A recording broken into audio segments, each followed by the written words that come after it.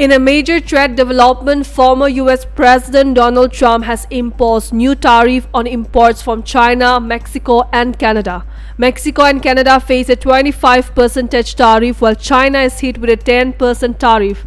Trump justified this measure citing a high trade deficit and the need to protect American interests.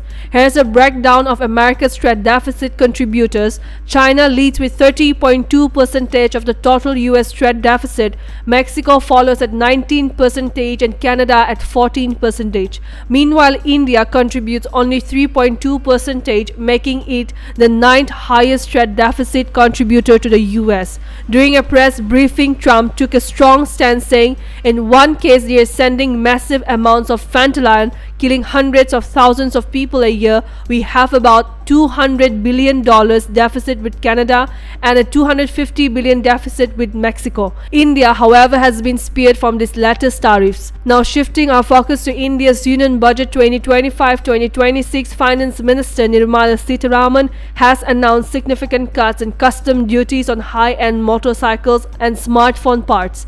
Import duty on premium motorcycles up to 1600cc imported as completely built units has been slashed from 50% to 40%.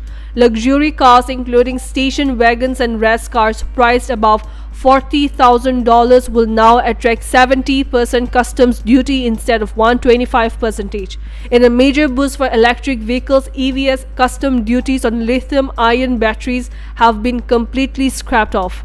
Additionally, 28 key mobile phones battery components imported from the US and China are now exempted from custom duty. Though these tax reductions seem favorable for American giants like Harley-Davidson, Tesla and Apple, Sitharaman emphasized that this move is aimed at strengthening India's self-reliance under Atmanirbhar Bharat, not as a response to US tariff policies. These changes are expected to benefit both industries and consumers, making high-end vehicles and electronic devices more accessible.